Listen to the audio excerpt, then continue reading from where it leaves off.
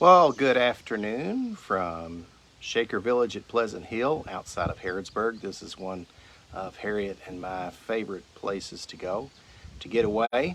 And if you don't know anything about the Shakers, they were here from the early 1800s until about the 1920s. And they were a group of Christian folk that tried to have a utopian society, and we know how those things worked out. Not well. And there were several of their beliefs that were a bit off kilter, so they didn't make it. Maybe for the best, but this is the largest National Historic Site in Kentucky, and we've been here several times. In fact, where we're staying right now, the West Lot Dwelling, I believe this is the 12th place that we've stayed out of 13 accommodations. We love it here. We're on John chapter 10 now, and the chapter is about Jesus being the Good Shepherd. I want to read to you several of the verses. This is the first 18 verses of John 10. Jesus says, "Truly, truly, I say to you, he who does not enter the sheepfold by the door, but climbs in by any other way, that man is a thief and a robber. But he who enters by the door is the shepherd of the sheep. To him the gatekeeper opens. The sheep hear his voice, and he calls his own sheep by name and leads them out. When he was brought out all his own, he goes before them, and the sheep follow him, for they know his voice. A stranger they will not follow, but they will flee from him, for they do not know the voice of strangers." Hey, Wanda, did I see you're having a yard sale coming up? This figure of speech Jesus used with them, but they did not understand what he was saying to them. So remember, Jesus spoke in parables, he spoke in comparisons, he spoke in ways that to non-believers could be very cryptic.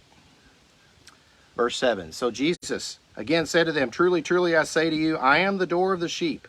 All who came before me are thieves and robbers, but the sheep did not listen to them. I am the door. If anyone enters by me, he will be saved, and will go in and out and find life, or find pasture. The thief only comes to steal and kill and destroy. I came that they may have life and have it abundantly." Oh, Peggy Clifford's having the yard sale. Well, good to know. Thank you very much. Verse 11, "I am the good shepherd. The good shepherd lays down his life for the sheep. He who is a hired hand and not a shepherd, who does not own the sheep, sees the wolf coming and leaves the sheep and flees, and the wolf snatches them and scatters them.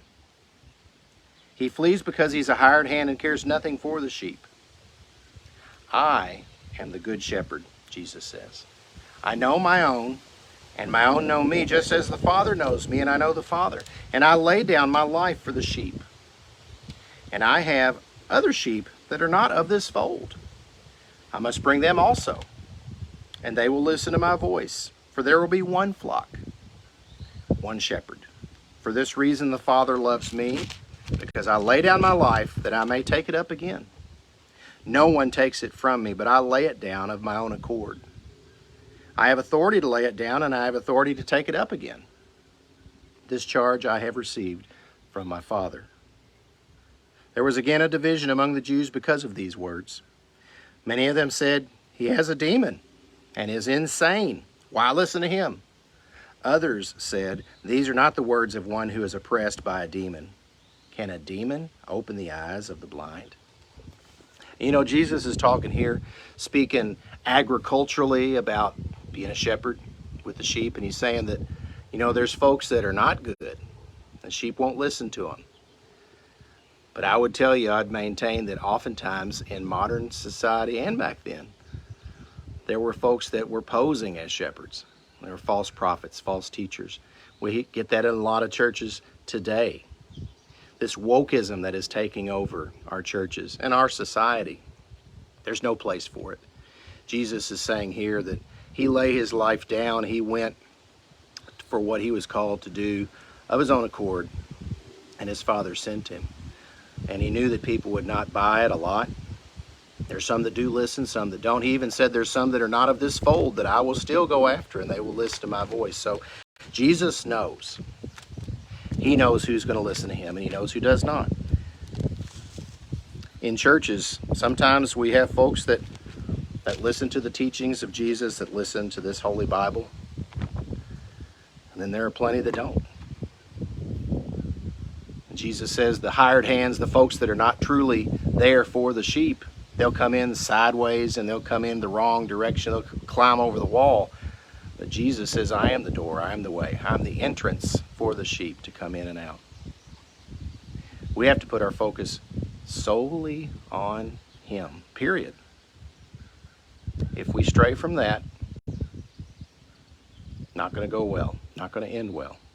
When you read the end of this book, the book of Revelation, it's really clear about following Jesus. And it doesn't say anything in there about just saying a simple prayer and having no change in your life and suddenly you're prepared for heaven. No, it's take up your cross and follow. Very tough. I pray that at our church, with our church family, that we grow closer to that every day. That as we continue to serve our Savior, read more of this book, worship more of Him in His house that happened to be built during the Civil War, during the time of Lincoln in Drennan Springs, Kentucky, that we grow closer to Him because He's a-coming back. And seeing a place like this where we are, just the beauty of nature, we're very isolated, don't have hardly any Wi-Fi, don't have any phone signal at all. Kind of like it. Makes you want to go into this, and we will. We'll see you all when we return, and tomorrow we'll be having another video for John chapter 11.